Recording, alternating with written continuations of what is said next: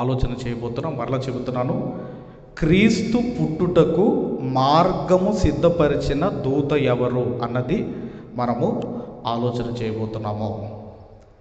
మరి యేసుక్రీస్తు వారు భూమి మీదకి రావాలి అంటే ఎవరో ఆయన కంటే ముందుగా వచ్చి ఆయన మార్గమును సిద్ధపరచాలట. ఆయన ఏం చేయాలి? మార్గమును సరళము చెయ్యాలి. మార్గము సరళమైపోయిన తర్వాత ఎవరు వస్తారు అంటే యేసుక్రీస్తు వారు ఈ భూమి మీదకి ఆయన వస్తాడు. ఇప్పుడు మీరు ఆలోచన చేయగలిగితే, మొన్నటికి మొన్న మన దగ్గర ప్రైమ్ మినిస్టర్ గారు వచ్చారు కదమ్మా, ప్రధానమంత్రి వచ్చాడు కదా. ప్రధానమంత్రి రావాలి అంటే స్టేజ్ వేయాలా, రోడ్లు బాగుండాలా, లైటింగా, సౌండ్ సిస్టమా, చైర్సా, టెంట్ హౌసా, ఇవన్నీ వేయాలా. ఇవన్నీ రెడీ అయిన తర్వాత ఎవరు వస్తారు? ఎంతమంది పోలీసు వాళ్ళు అక్కడ అన్నీ చెక్ చేయాలి, డాగ్ స్క్వాడ్ కానివ్వండి, ఎన్నో ఉంటాయండి. ఒక ప్రధానమంత్రి భూమి మీదకి రావాలి అంటే అన్నీ రెడీ అయ్యాక ఆయన డైరెక్ట్గా ఎక్కడికి వస్తాడమ్మా? స్టేజ్ మీదకి వస్తాడు. అలాగే యేసుక్రీస్తు వారు కూడా ఈ భూమి మీదకి రావాలి అంటే ఒక ఆయన ముందుగా వచ్చి ఆయన మార్గమును సిద్ధపరచాలి. ఆయన రావాలి అని పాత నిబంధన గ్రంథంలోనే రాయబడింది. ప్రవచనాలు కూడా ఆయన కొరకు రాయబడ్డాయి. ఒకసారి మనం అందరం కూడా మలాకీ గ్రంథము, దయచేసి మలాకీ గ్రంథము 3వ అధ్యాయము 1వ వచనాన్ని మనం అందరం కూడా చదువుకుందాం. 3వ అధ్యాయం 1వ వచనం. ఇదిగో నాకు ముందుగా మార్గము సిద్ధపరచుటకై నేను నా దూతను పంపుచున్నాను. ఇది ఎవరు మాట్లాడుతున్నారు అంటే సాక్షాత్తు యేసుక్రీస్తు వారు మాట్లాడుతున్న మాట. ఇదిగో నాకు ముందుగా మార్గము సిద్ధపరచుటకై నేను నా దూతను పంపుచున్నాను.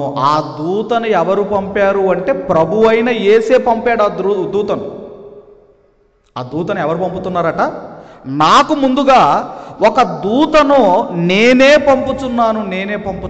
ఎందుకయ్యా దూతను పంపేదంటే మార్గము సిద్ధము చేయుటకై. ఏ మార్గము సిద్ధం చేయాలి? ఇంకాస్త ముందుకెళ్ళి మనము చదువుకుందాం. చదవమ్మా. మీరు వెతుకుచున్న ప్రభువు అనగా మీరు కోరు నిబంధన దూత తన ఆలయమునకు హఠాత్తుగా వచ్చును. ఇదిగో ఆయన వచ్చుచున్నాడని సైన్యములకు అధిపతియగు యెహోవా సెలవిచ్చుచున్నాడు. కాబట్టి యేసుక్రీస్తు వారి కంటే ముందు ఒక దూత రావాలి, మార్గం రెడీ కావాలి. అప్పుడు యేసుక్రీస్తు వారు ఈ భూమి మీద జన్మించాలి. చక్క ఎవరా దూత అన్నప్పుడు 4వ అధ్యాయానికి వద్దాం. అదే మలాకీ గ్రంథము 4వ అధ్యాయము 5వ వచనాన్ని మనం అందరము కూడా చదువుకుందాము. యెహోవా నియమించిన భయంకరమైన ఆ మహాదినము రాక మునుపు నేను ప్రవక్తయగు ఏలియాను మీ యొద్దకు పంపుదును. మలాకీ గారితో మరి పరిశుద్ధాత్మ ప్రేరణతో ఒక ప్రవచనం రాస్తున్నాడు. ఏమని రాస్తున్నాడు అంటే యెహోవా నియమించిన భయంకరమైన ఆ మహాదినము రాకమునుపు. భయంకరమైన ఆ మహాదినము అది ఎప్పుడు వచ్చిందంటేనండి క్రీస్తు శకం 70లో రోమీలు యెరూషలేము పట్టణమును మొత్తం ముట్టడి చేశారు. ముట్టడి చేయటం అంటే రౌండప్ చేస్తారండి. అప్పుడు ప్రజలు ఏం చేస్తారంటే వాళ్ళ దగ్గర ఉన్న ఆహారము, వాళ్ళ దగ్గర ఉన్న అన్నీ తిన్న తర్వాత, నీళ్ళు అయిపోయిన తర్వాత అప్పుడు బయటకు వస్తారు కదా.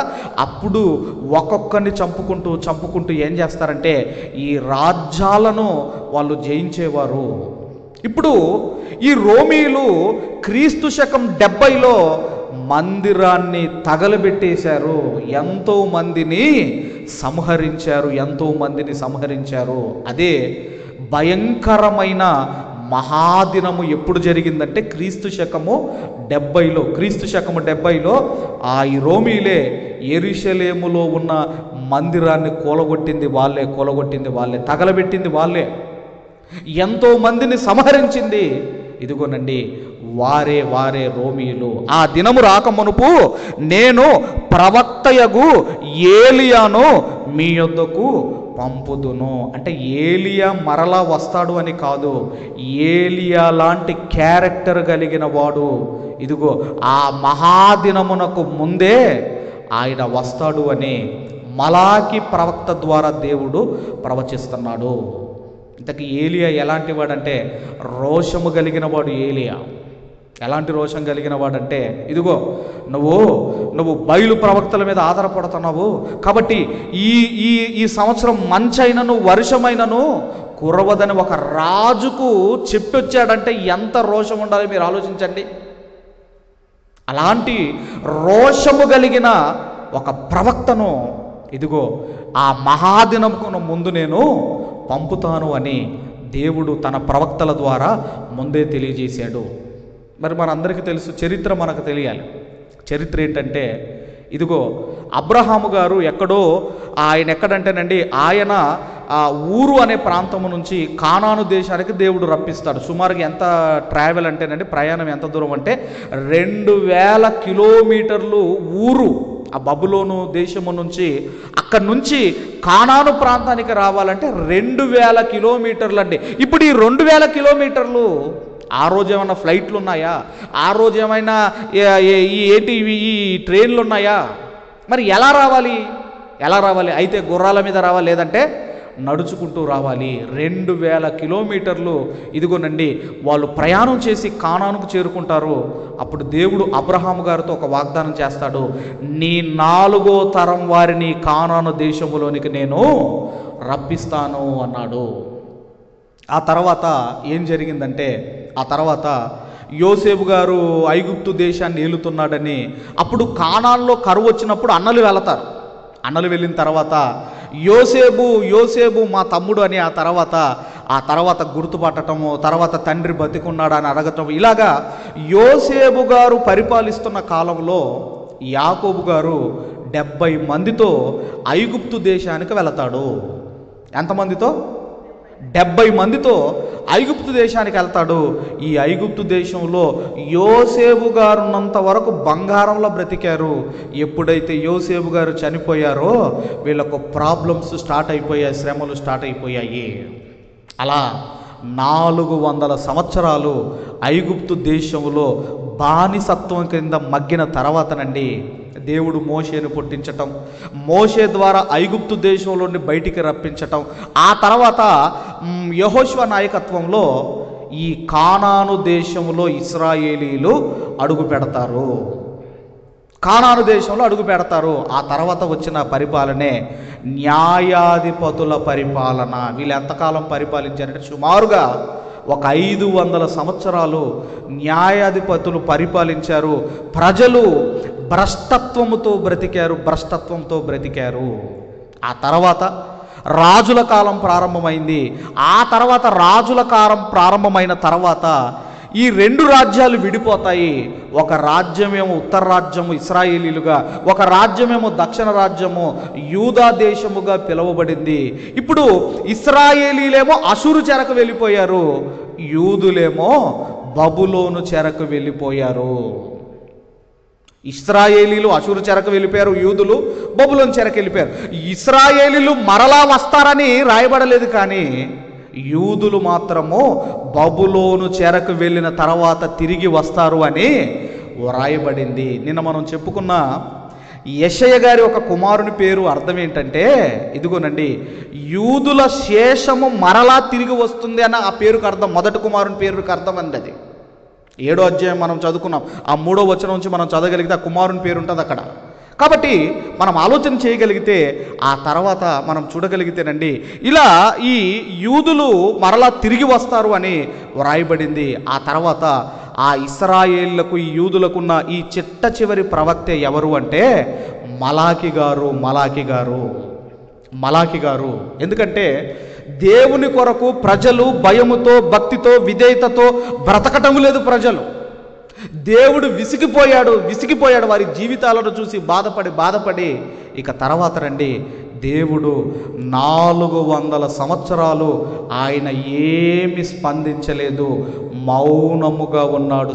దాన్నే ఏమన్నారంటే ఇంగ్లీష్లో సైలెంట్ పీరియడ్ అన్నారు.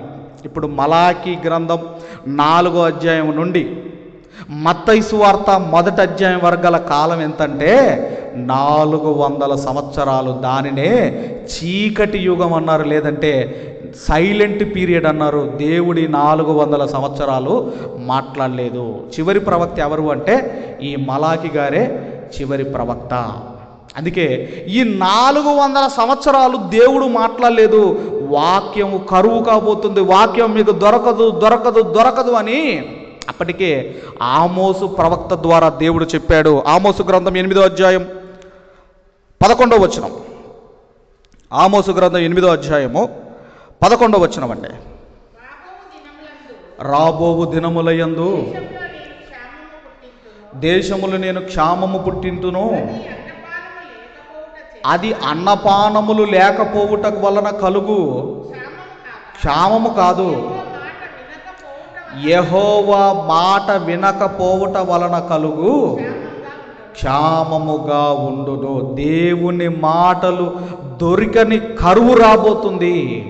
అదే మలాకి నుంచి మత్తయి సువార్త వరకు 400 సంవత్సరాలు దేవుడు మాట్లాడలేదు. ఎందుకంటే ఎన్ని చెప్పండి, కుక్కతో ఒక వంకర అన్నట్టు వీళ్ళ బతుకులు అంతే, ఇంకా మారవు.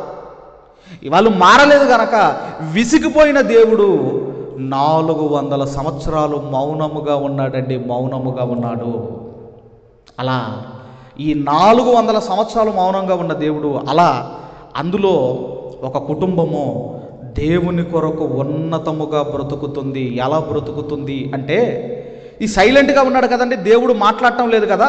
ఈ కాలంలో ఒక కుటుంబము దేవుని కొరకు ఉన్నతముగా బ్రతుకుతుంది. ఆ కుటుంబమే లూకాసు వార్త 1వ అధ్యాయము. నేను ఏది చెప్పేది రాగండి. లూకాసు వార్త 1వ అధ్యాయము 5వ వచనం.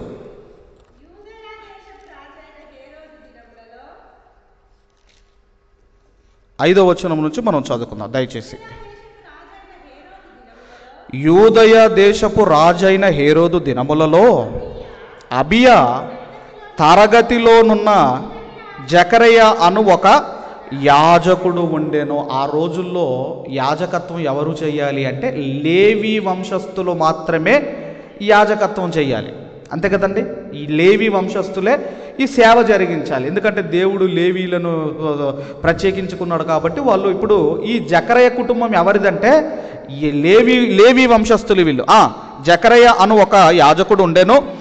అతని భార్య అహరోను కుమార్తెలలో ఒకటి, ఆమె పేరు ఎలిజాబెతు. తర్వాత 6వ వచనము,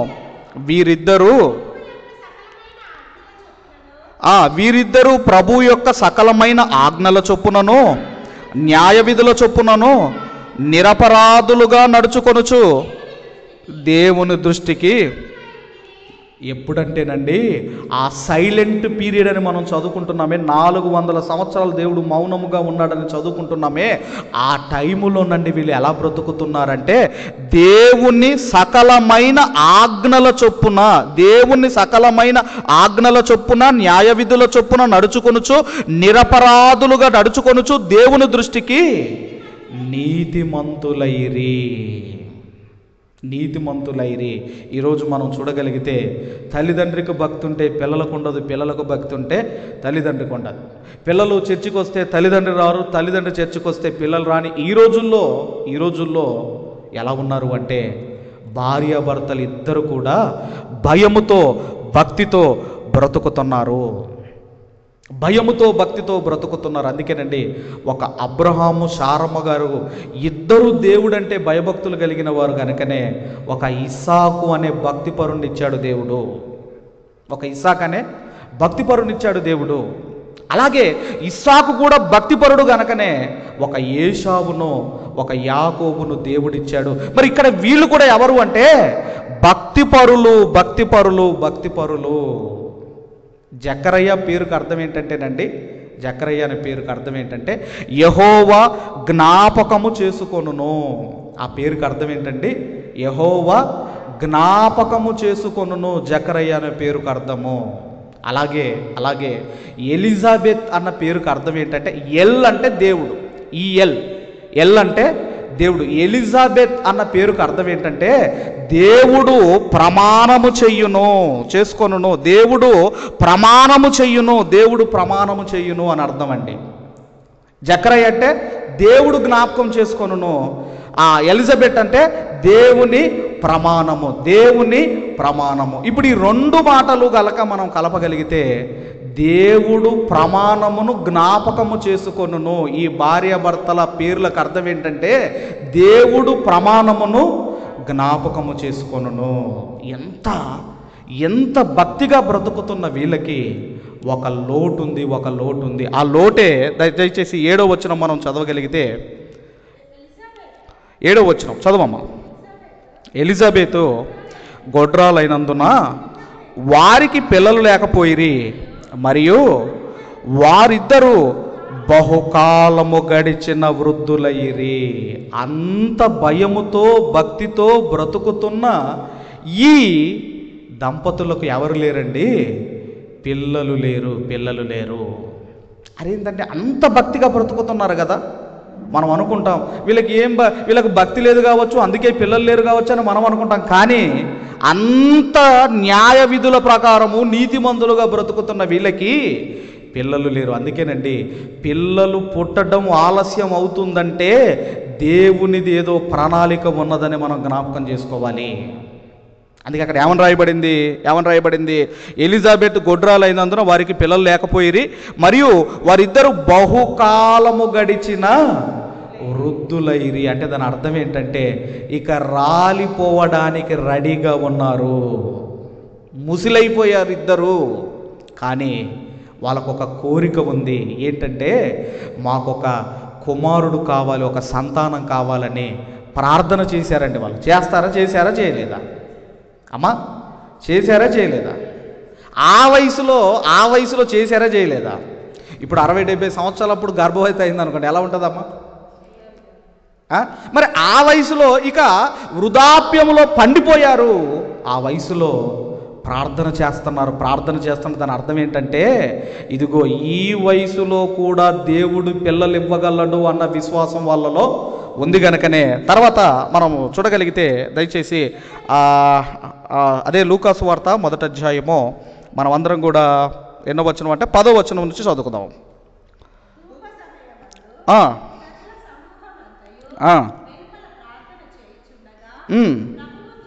ప్రభువు దూత ధూపవేదిక కుడివైపున నిలిచి అతనికి కనబడగా జకరయ్య అతని చూచి తొందరపడి భయపడిన వాడాయను.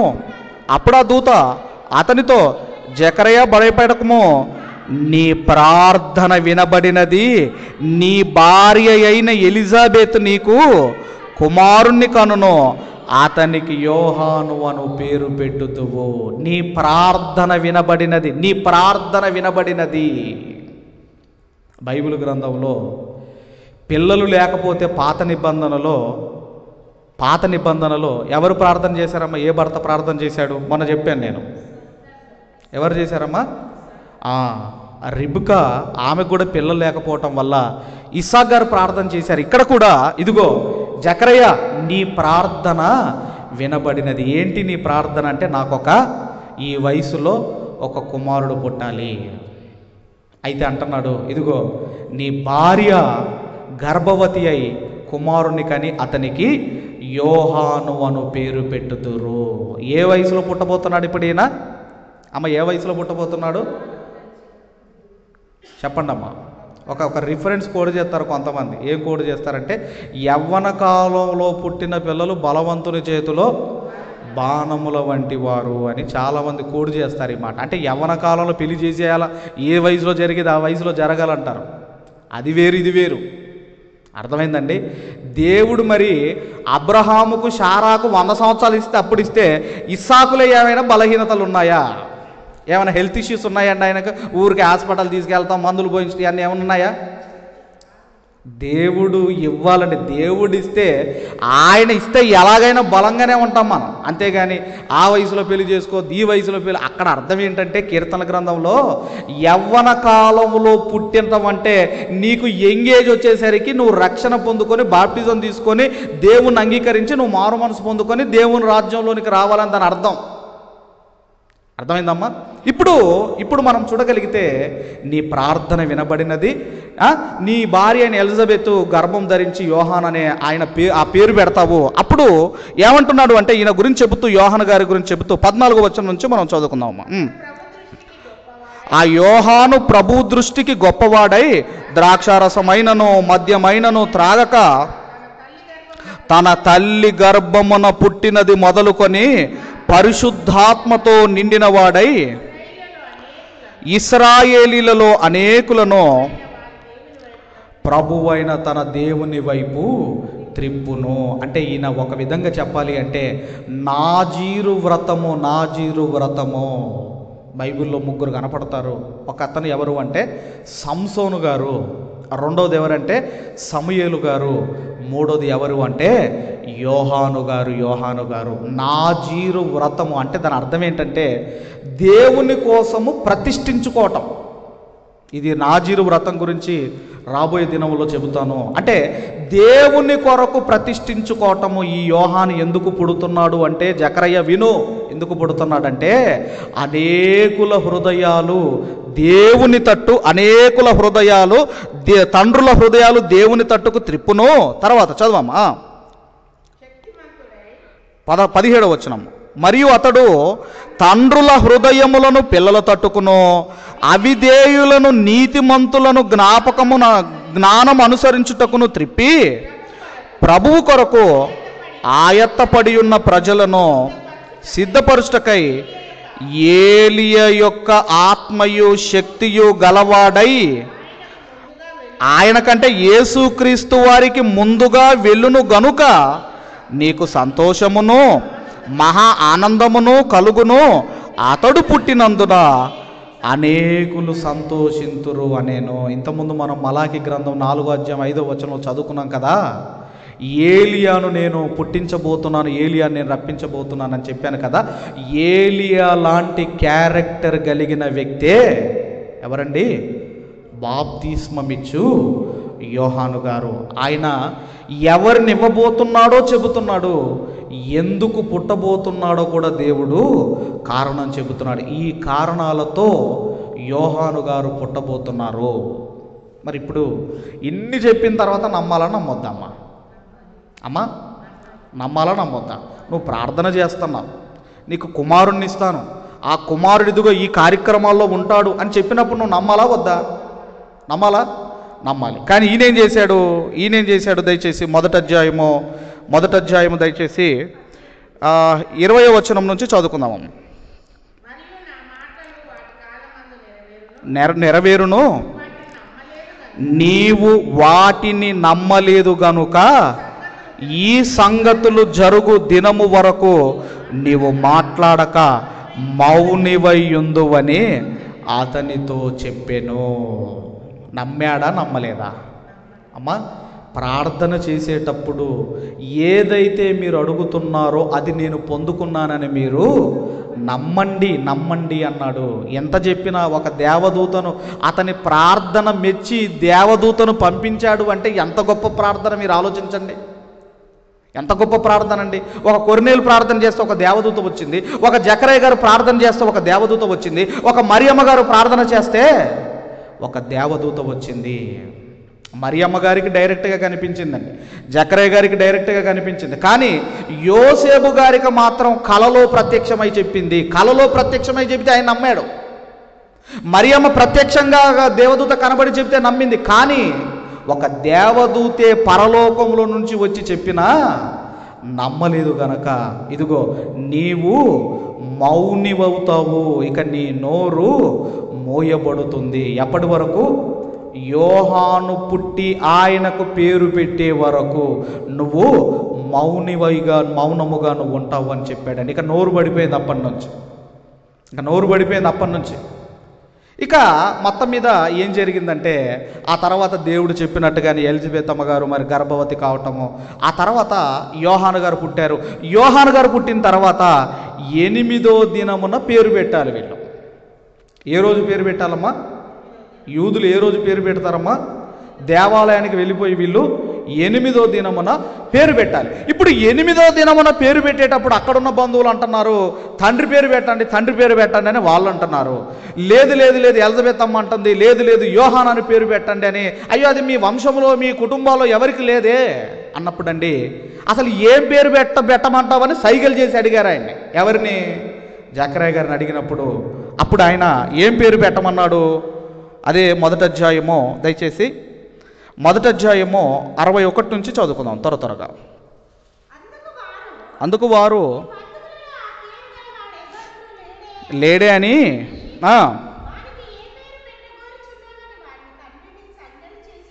అడిగిరి.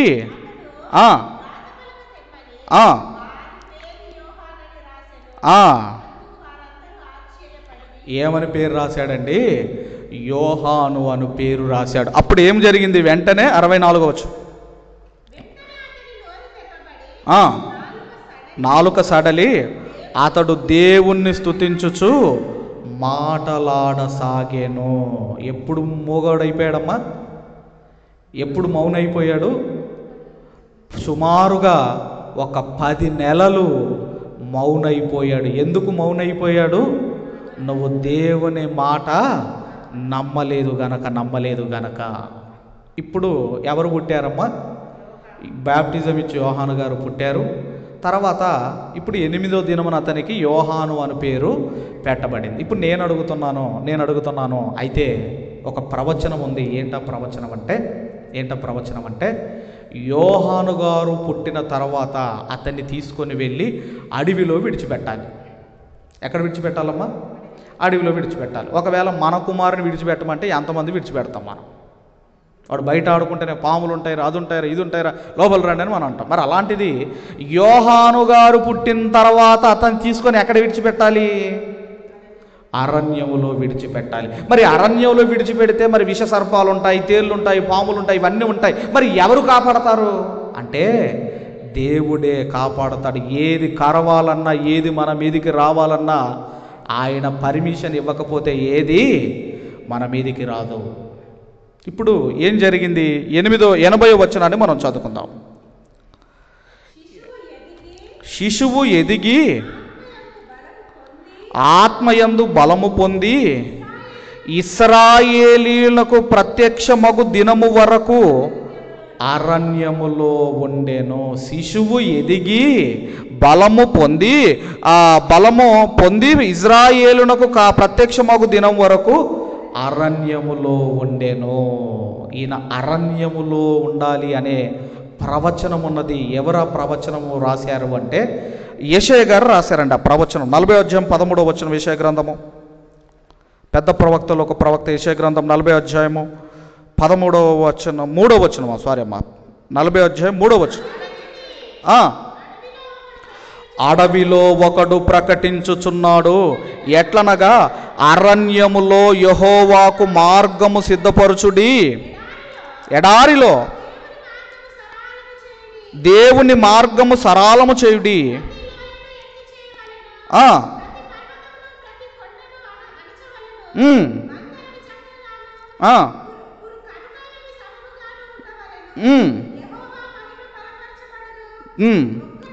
ఇవన్నీ చాలా, ఇదంతా తర్వాత చదువుకోండి. ఇదంతా కూడా ఇదిగో అరణ్యములో ఆలకించుడి, అడవిలో ఒకడు ప్రకటించుచున్నాడు, ఎట్లనగా అరణ్యములో యెహోవాకు మార్గము సిద్ధపరచుడి.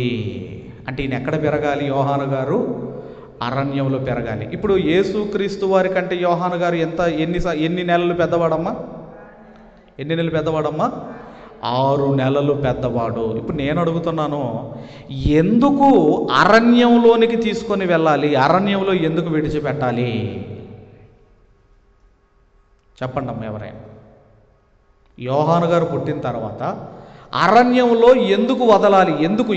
ఎందుకు కారణం ఏంటి? కారణం ఏంటంటే అరణ్యంలో గనక ఆయనను వదిలిపెట్టకపోతే ఆయన చనిపోయేవాడు.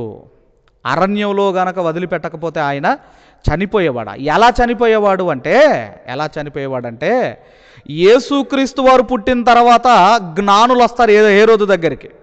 వచ్చారమ్మా? హేరోదు దగ్గర జ్ఞానులు వస్తారు.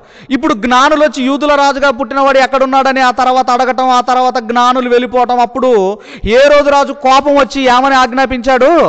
2 సంవత్సరాల లోపున్న మగపిల్లలందరినీ కూడా సంహరించండి అన్నాడు. ఒకవేళ ఈయన ఇంటికాడ పెరిగాడు అనుకోండి, ఇప్పుడు ఈయన పరిస్థితి కూడా ఏం కావాలి? ఈయన కూడా చనిపోయేవాడు. అందుకే దేవుని ప్లాన్ వేరే ఉంటుందండి, దేవుని ప్రణాళిక వేరే ఉంటుంది. అందుకే అరణ్యంలో పెరిగాడు. ఇదిగోనండి, అందుకే ఒక మాట రాయబడింది. ఇప్పుడు ఇశ్రాయేళ్లకు బ్యాప్టిజం ఇచ్చడానికి ఎక్కడి నుంచి వచ్చాడో లూకాసు వార్త 3వ అధ్యాయము దయచేసి 2వ వచనం నుండి మనం చదువుకుందాం. లూకాసు వార్త 3వ అధ్యాయము 2వ వచనం చదవమ్మా.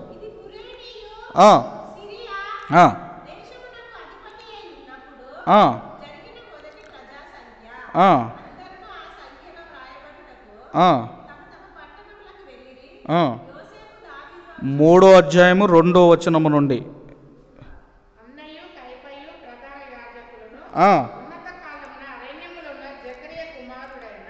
అరణ్యములోనున్న జకరయ కుమారుడైన యోహాను నొద్దకు దేవుని వాక్యము వచ్చెను. అంతటా అతడు వచ్చి పాప క్షమాపణ నిమిత్తము మారు మనసు విషయమై బాప్తిస్మము పొందవలనని యోర్దాను నది ప్రదేశమంతటా ప్రకటించుచుండెను. ప్రభువు మార్గము సిద్ధపరచుడి, ఆయన త్రోవలు సరాలము చేయుడి.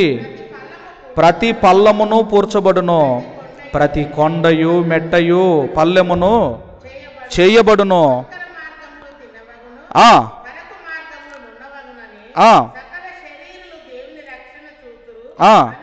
అని అరణ్యములో కేకలు వేయుచున్న ఒకని శబ్దమని ప్రవక్త అయిన యెషయా వాక్యముల గ్రంథమందు వ్రాయబడినట్టు ఇది జరిగేను.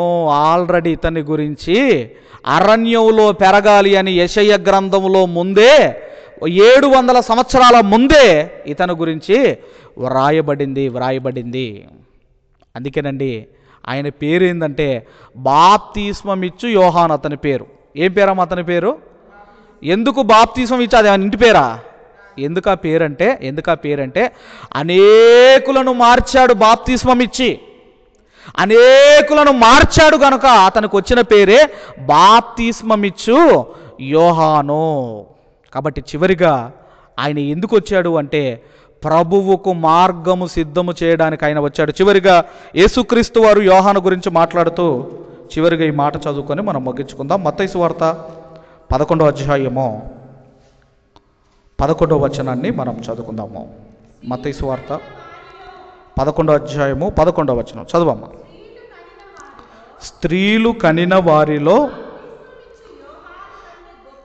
బాప్తిస్మమిచ్చు యోహాను కంటే గొప్పవాడు పుట్టలేదని నిశ్చయముగా మీతో చెప్పుచున్నాను. కాబట్టి యేసుక్రీస్తు వారే బాప్తిస్మమిచ్చు యోహాను గురించి స్టేట్మెంట్ ఇస్తున్నాడు.